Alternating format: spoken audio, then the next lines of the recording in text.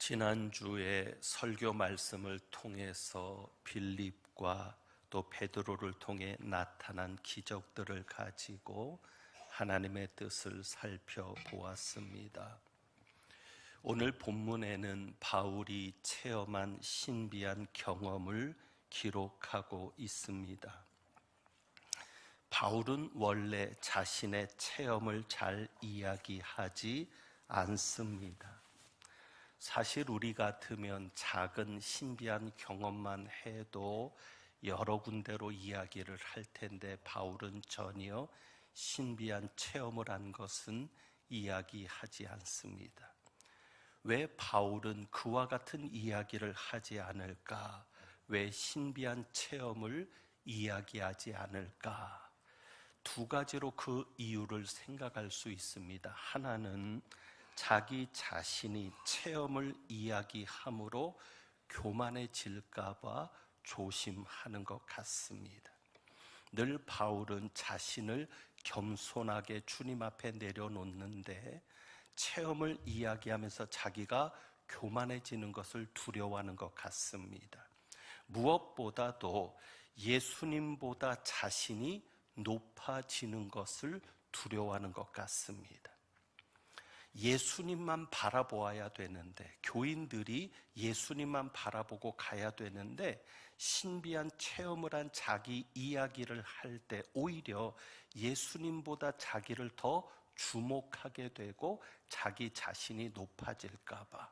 그래서 이 두 가지 이유로 인해서 바울은 신비한 체험을 이야기하지 않고 있는 것으로 보여집니다. 오래전에도 제가 이 구절을 한번 언급한 적이 있는데 저는 옛날부터 이 말을 마음에 새기며 살고 있습니다. 이런 말이 있습니다.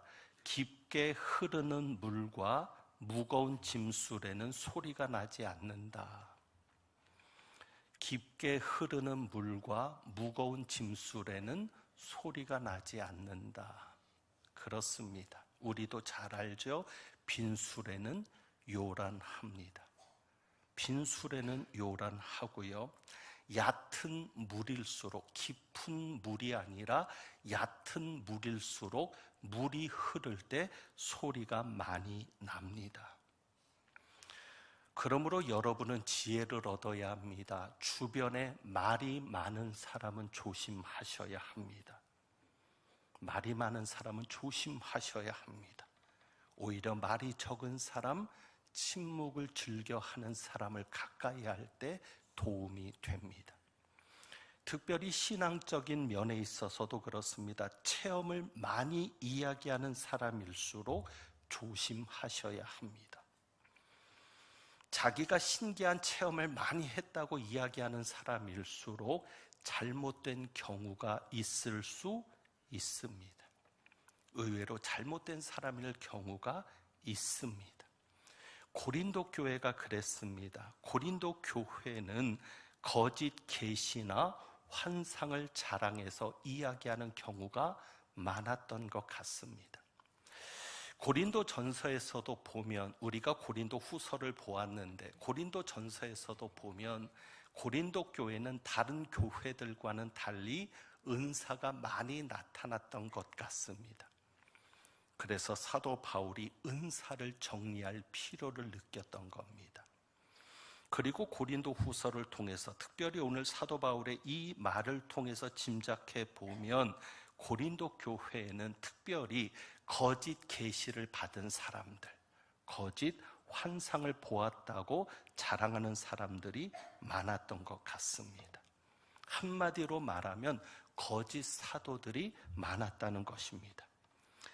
그러니 이들을 보면서, 이렇게 거짓말을 많이 하고 꾸며서 이야기하는 사람들을 보면서 사도 바울은 부득불 자기 자신의 이야기를 하지 않을 수 없었던 것입니다. 그래서 사도 바울이 자기가 보았던 환상, 자기가 보았던 경험했던 계시를 말하는데, 우리는 이 바울의 말을 통해서 진짜 계시가 무엇인지를 생각해야 합니다. 예수 믿는 우리들 중에 참 계시를 좋아하는 분들이 의외로 많습니다. 여러분은 어떻습니까? 계시를 좋아하지 않습니까? 혹은 계시 받는 것을 중요하게 여기지 않습니까? 만약에 주변에서 누군가 계시를 받았다 혹은 계시를 잘 말해준다라는 사람이 있다면 여러분은 분명 어떻게든지 그를 만나고 싶어 할 겁니다. 계시를 이야기한다는 사람이 있으면 어떻게든지 그를 만나려 하고 그에게 기도를 받으려 할 것입니다.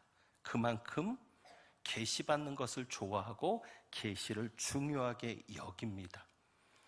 그런데 그 근본을 한꺼풀 들여다보면 믿지 않는 사람들, 교회 다니지 않는 사람들이 점집이나 무당을 찾는 이유와 비슷하다는 겁니다.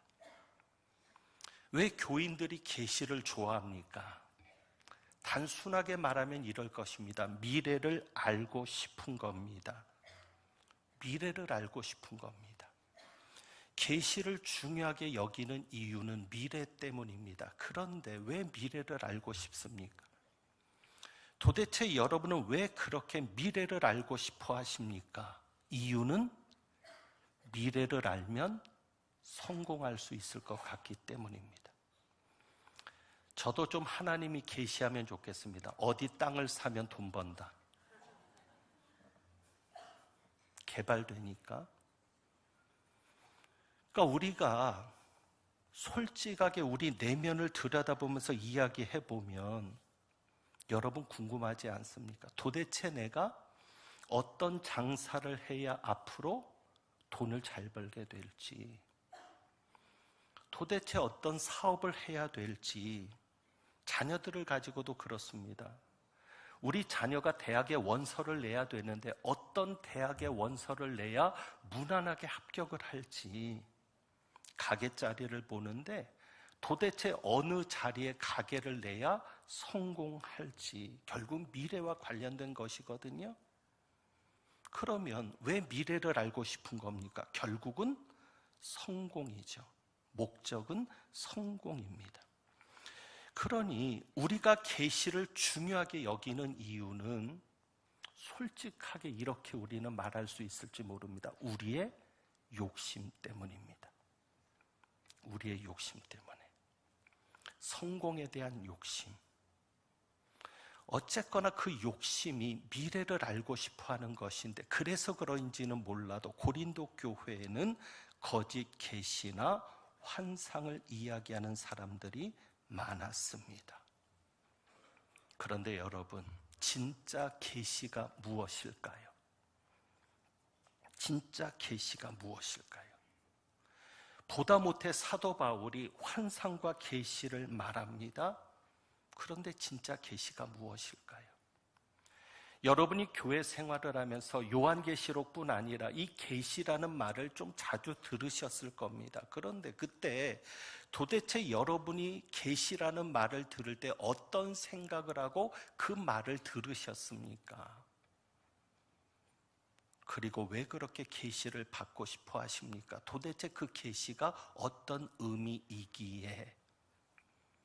그런데 과연 여러분들이 생각하는 그 계시가 진짜 계시일까요? 여러분들이 계시라는 말을 들을 때 떠올리는 그 개념이 진짜 계시일까요? 오늘 사도 바울은 진짜 환상과 계시를 말합니다. 그럼에도 12장 1절에 보면 이렇게 이야기합니다. 1절에 보면 무익하나마라고 이야기합니다. 그러니까 자기가 환상과 계시, 주의 환상과 계시를 말하는 것이 유익하다, 무익하다, 무익하다. 여러분 아셔야 합니다. 신비한 체험을 이야기하는 것이 유익하지만은 않습니다. 무익할 수 있습니다. 사도 바울이 그것을 말합니다. 내가 무익하나마, 무익하지만 어떻게? 내가 푸득불. 내 환상과 계시를 말하는 것이 정말 이익이 없지만 그러나 부득불 어찌할 수 없이 이야기할 수밖에 없다라고 말합니다. 왜요? 하도 주변에 뭐를 얘기하니까? 거짓 계시와 거짓 환상을 가지고 교인들을 미혹하니까. 그래서 바울이 얘기하는 겁니다. 내가 주의 환상과 계시를 무익하지만 부득불 어쩔 수 없이 이야기하지 않을 수밖에 없다. 그러면서도 2절에 보면 그 이야기를 하는데 결국 자기 이야기를 하거든요. 그런데 그 자기 이야기를 하는데 남 이야기 하듯 합니다. 3절에 보면 2절입니다. 내가 그리스도 안에 있는 한 사람을 아노니. 사도 바울이 한 사람을 안다 그랬는데 결국 이 사람이 누구예요? 자기거든요. 자기 이야기를 한다는 것을 어떻게 알 수 있냐면 7절에 보시면 7절 환상과 계시를 말하리라 그래놓고 7절에 보면 여러 계시를 받은 것이 지극히 크므로, 그러니까 자기가 계시를 받은 것이 여러 계시라고 얘기하거든요. 그러니까 지금 2절에서 말하는 그리스도 안에 있는 한 사람은 누굽니까? 자기입니다. 자기의 이야기를 하면서 제3자의 경험처럼 3인칭으로 이야기하고 있는 겁니다. 내가 그리스도 안에 있는 한 사람을 안다. 왜 그렇게 표현을 할까요? 사도 바울의 겸손 때문입니다. 왜? 이 체험을 이야기하는 것이 아무 이익이 없고, 그렇지만 부득불 이야기할 수밖에 없고, 그리고 이야기를 하다가는 내가 높아질 수 있고 내 자랑이 될 수 있고, 그리고 예수님이 돋보여야 되는데 누가 돋보일 수 있으니까? 내가 돋보일 수 있으니까. 교인들이 예수님만 바라봐야 되는데 바울인 자기를 바라볼 수 있으니까 자기 이야기를 하면서 남 이야기하듯 합니다. 바울의 겸손입니다. 여러분이 이러한 신앙의 겸손을 가질 수 있기를 바랍니다. 그리고 이렇게 말합니다. 그리스도 안에 있는 한 사람을 안다. 바울이 중요하게 여기는 것이 무엇입니까? 그리스도 안에 있다는 겁니다. 여러분도 중요하게 여겨야 할 것이 겁니다. 신앙생활을 한다면 중요하게 여겨야 될 것이 무엇입니까? 내가 그리스도 안에 있는가? 교회 안에 있는 것은 중요하지 않습니다. 교회는 그냥 건물입니다.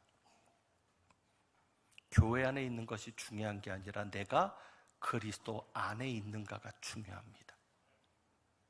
과연 나는 그리스도 안에 있는가? 그리스도 밖에 있는가? 그리고 바울이 내가 그리스도 안에 있는 한 사람을 안다라고 얘기하는 중요한 의미가, 숨은 의미가 여기 있습니다. 그 얘기는 뭐냐면 내가 특별해서 체험한 게 아니다. 많은 사람들이 자기가 체험한 이야기를 하면서 무슨 특별해서 체험한 것처럼 자랑하거든요. 그래서 교만해지거든요. 바울이 그럴까 봐 얘기합니다. 내가 그리스도 안에 있는 한 사람을 안다. 그 얘기는 무슨 얘기냐면 내가 무슨 특별해서 이런 체험을 한 게 아니다. 다시 말하면 너희도 그리스도 안에 있으면 체험할 수 있다 없다? 있다. 그리스도 안에 있는 한 사람이라 그랬지 그리스도 안에 있는 탁월한 사람이라고 얘기하지 않습니다. 내가 이렇게 주의 환상과 계시를 보았는데 이렇게 내가 주의 환상과 계시를 볼 수 있었던 것은 내가 뭐 신앙적으로 잘나서가 아니라, 내가 더 잘해서가 아니라, 하나님이 나를 더 특별히 여겨서가 아니라, 그저 누구는, 그리스도 안에 있는 사람은 누구든지 체험할 수 있다라는 가능성을 열어주는 겁니다.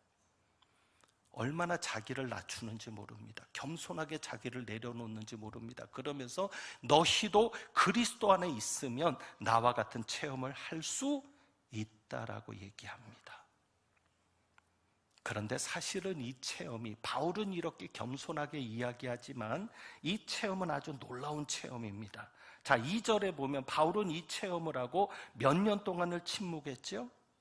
14년 동안을 침묵합니다. 14년 동안. 그런데 이것이 놀라운 겁니다. 아까도 여러분에게 말씀드렸지만 여러분은 14년 동안 침묵할 수 있겠어요? 이렇게 신비한 체험을 했는데 당장에 자랑하고 싶지 않겠습니까? 어떤 체험인가? 놀라운 체험이죠. 2절에 보면 14년 전에 셋째 하늘에 이끌려간 자라. 자기가 14년 전에 셋째 하늘에 이끌려간 체험입니다. 4절에 보면 그 셋째 하늘을 뭐라고 얘기하죠? 4절에 보니까 그가 낙원으로 이끌려가서, 이 이끌려갔다는 얘기는 데살로니가 전서에서도 나오는 주님께서 재림하실 때 사람들이 이끌려가는 겁니다. 휴거를 말하는 거죠. 그러니까 그렇게 자기가 이끌려갔다는 겁니다. 그래서 셋째 하늘에 올라갔는데 그 셋째 하늘은 낙원입니다. 예수님께서도 십자가에 달린 강도 중 하나에게 네가 오늘 나와 함께 낙원에 있으리라. 그 낙원입니다. 하나님의 보좌가 있는 곳. 하나님의 보좌가 있는 그 낙원까지 바울이 이끌려 올라갑니다. 그런데 이것이 얼마나 신비한 경험인가 하면 그 괄호 안에 이렇게 되어 있어요. 2절에 보면 사도 바울이 2번이나 이렇게 말합니다. 그게 얼마나 신비한 경험이었는가 하면 그가 몸 안에 있었는지 몸 밖에 있었는지 나는 모르거니와 하나님은 아시느니라. 얼마나 신비한 경험이었는가 하면 그가 몸 안에 있었는지 몸 밖에 있었는지 나는 모른다. 그러나 누구는 아신다? 하나님은 아신다. 여러분, 몸 안에 있다는 게 뭡니까? 사도 바울이 공중에 이끌려 올라갈 때 몸 안에 있었는지는 내가 몸과 함께 올라갔는지, 다시 말하면 엘리야처럼 그냥 그대로 내가 승천한 것인지, 아니면 몸 밖에 있었다는 얘기는 뭐예요? 내 영혼이 몸을 빠져나가서 영혼만 천국에 올라간 것인지 낙원에 올라간 것인지 나는 모른다. 워낙 신비한 경험이니까 사도 바울이 몸을 가지고 예수님처럼 하늘로 올라간 건지 아니면 자기 몸에서 영혼만 빠져나와서 하늘에 올라간 것인지 자기는 모른다는 겁니다. 그런데 누구는 아신다? 하나님은 아신다. 이 얘기는 뭐예요? 이 사실은 진짜다. 왜? 하나님이 아시니까. 자, 그런데 사도 바울이 14년을 침묵했다는 것은 대단한 겁니다. 왜냐하면 사도 바울을 비난하는 자들이 제일 먼저 비난하는 것이 이겁니다. 교인들과 사도 바울 사이를 이간질을 할 때, 그래서 사의를 낼 때 하는 얘기가 이겁니다. 바울은 사도가 아니야. 바울은 사도가 아니야. 몇 교회 그런 교회들이 있었습니다. 그래서 바울이 편지를 보낼 때 맨 앞에 예수 그리스도의 사도된 바울은, 이렇게 말하면 사도권의 문제를 제기하는 교회들입니다. 교인들과 바울 사이를 낼 때 그런 이야기를 합니다. 바울이 무슨 사도야? 바울이 예수님을 본 적 있어? 바울이 예수님을 만난 적 있어? 예수님에게 가르침을 받은 적 있어? 베드로는 예수님과 3년을 같이 다녔잖아. 요한도 그랬잖아. 그런 제자들이 사도지 무슨 바울이 사도야? 그런데 그런 비난 속에서도 바울은 14년을 침묵합니다. 자, 그러면 묻습니다. 바울이 예수님을 봤습니까? 못 봤습니까? 봤습니다. 언제? 14년 전에. 사도들은 이 땅에서 예수님을 봤지만 사도 바울은 셋째 하늘에 가서 주님을 보았거든요. 내가 주의 환상과 계시를 말하리라. 그리고 사도 바울은 예수님에게 직접 들었거든요. 그렇습니다. 자, 그러면 도대체 바울이 들었던 말이 무엇일까? 오늘 말씀의 제목인데요. 4절입니다. 4절에 보면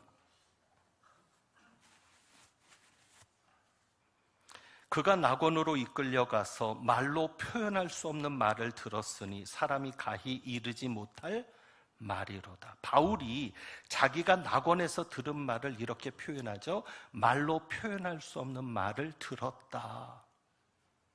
말로 표현할 수 없는 말을 들었다. 너무 신비한 가운데 경험된 사실이기에 도저히 그것을 인간의 말로는 다 담아낼 수 없었다는 겁니다. 도대체 그 말이 무엇일까? 그게 계시거든요. 도대체 예수님께서 그러면 셋째 하늘에 온 바울에게 무슨 계시를 주셨을까? 무슨 이야기를 주셨을까? 여러분, 3차 대전 이야기를 하셨을까요? 이 세상이 다 끝나는 이야기를 하셨을까요? 분명히 그 내용은 모르지만 우리가 다른 서신서들을 통해서 짐작할 수 있는 게 있습니다. 그 중에 가장 중요한 것을 우리가 짐작할 수 있는데, 자, 고린도후서 12장 1절에는 이렇게 얘기하죠. 주의 환상과 계시를 말하리라. 자, 그러면 주의 환상과 계시를 말해 주셨는데 도대체 이 계시가 무엇이냐? 성경을 찾아가지고 대조를 해봐야 정확한데 시간 때문에 그러지는 못합니다. 그래서 여러분에게 9절만 말씀을 드릴 테니까 메모라도 하셨다가 보실 분들은 보시면 좋겠습니다.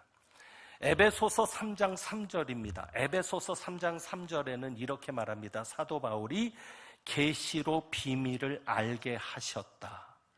계시로 비밀을 알게 하셨다. 그러니까 주님이 계시하시는 것은 뭐를 말하는 거예요? 비밀이에요, 비밀. 그리고 에베소 3장 4절에 보면 그 비밀을 이렇게 얘기합니다. 그리스도의 비밀이라고 얘기합니다. 그러니까 계시를 통해서 무엇을 얘기해요? 비밀을 얘기해요. 그러니까 계시예요. 그러니까 그 비밀은 받은 사람만 아는 거죠. 그래서 비밀이고요. 그런데 그 비밀을 에베소서 3장 4절에서는 그리스도의 비밀이라고 얘기합니다. 그리고 골로새서 2장 2절에 보면 비밀을 이렇게 얘기합니다. 골로새서 2장 2절에는 하나님의 비밀인 그리스도를 깨닫게 하려 함이니. 비밀이 누구예요? 하나님의 비밀인 누구? 그리스도를 깨닫게 하려 함이니. 자, 이 말씀을 정리하면 이렇습니다. 바울이 셋째 하늘에서 계시를 보았습니다. 그 계시는 비밀이었습니다. 그런데 그 비밀은 누구예요? 하나님의 비밀은 그리스도. 그러면 바울이 계시를 통해 알게 된 비밀은 무엇입니까? 예수 그리스도입니다. 그래서 우리는 문제가 하나 해결됩니다. 어떤 문제냐면 바울이 여러 서신서들을 썼습니다. 놀랍습니다. 어떻게 이렇게 예수 그리스도에 대해서 정확하게 이야기하고 편지를 쓸 수 있을까? 어떻게 이렇게 복음을 정확하게 이야기할 수 있을까? 우리는 그 문제를 어떻게 해결합니까?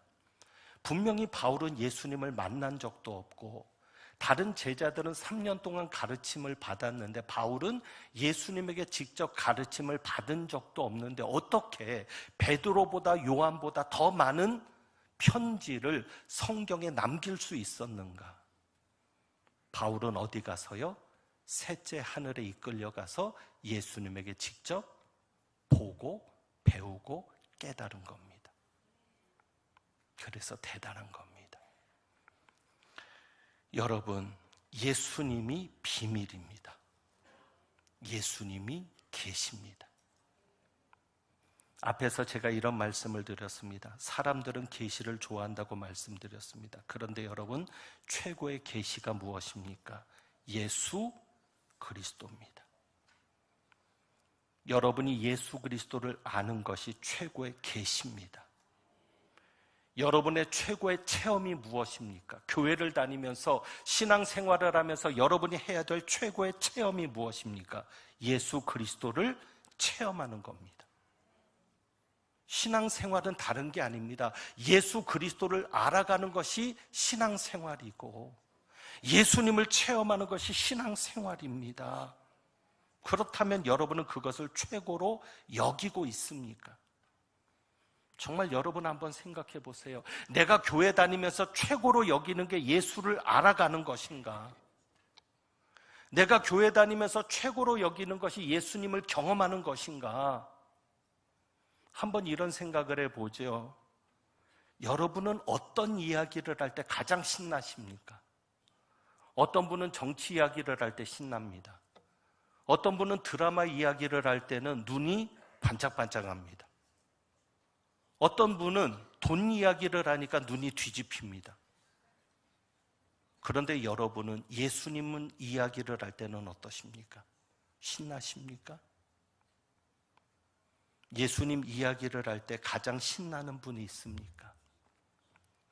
여러분 중에는 또 예수님을 이야기하라고 하면 5분 이상 정도 이야기할 수 있는 분이 있습니까? 한마디를 하니까 예수님 이야기 더 할 게 없어요. 왜? 모르니까, 경험한 적이 없으니까.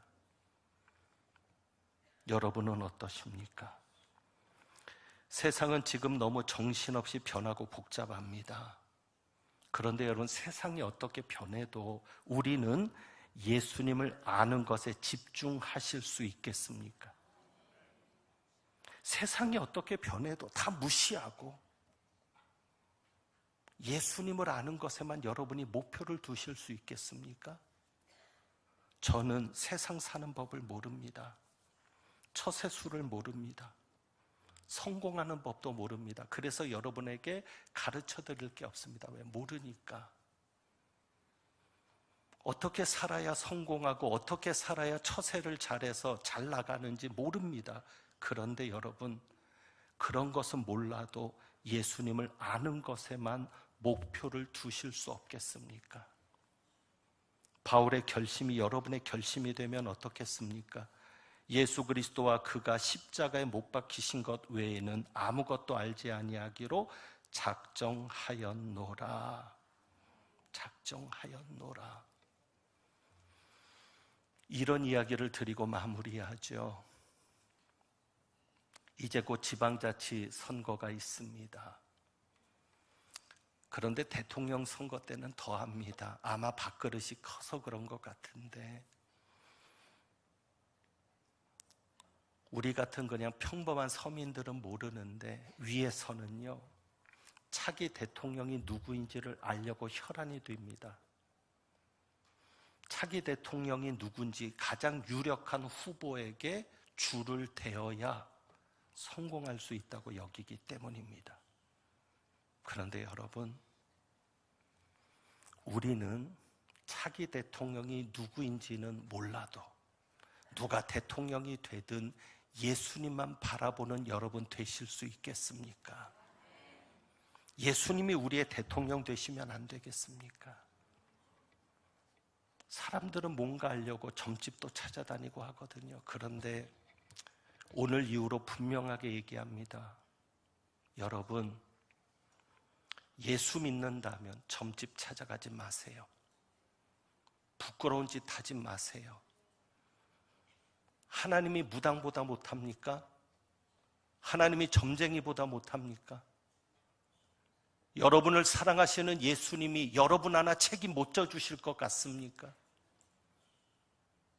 그러니 세상이 아무리 달라져도, 대통령이 누가 되고 정권이 어떻게 바뀌고 세상이 어떻게 바뀌고 IT 세상이 되고 인공지능 세상이 되더라도 우리가 예수님만 붙잡으면, 흔들리는 세상에서 세상을 보면 우리도 같이 흔들리지만 흔들리지 않는 예수님, 회전하는 그림자도 변함도 없으신 예수님, 여러분을 변함없이 사랑하시는 그 예수님만 바라보면 우리가 되는 것 아닙니까? 지난주 설교 말씀이 이것이었습니다. 예수 그리스도의 이름을 아는 믿음, 예수님의 이름을 믿는 그 믿음으로 많은 기적들이 일어났습니다.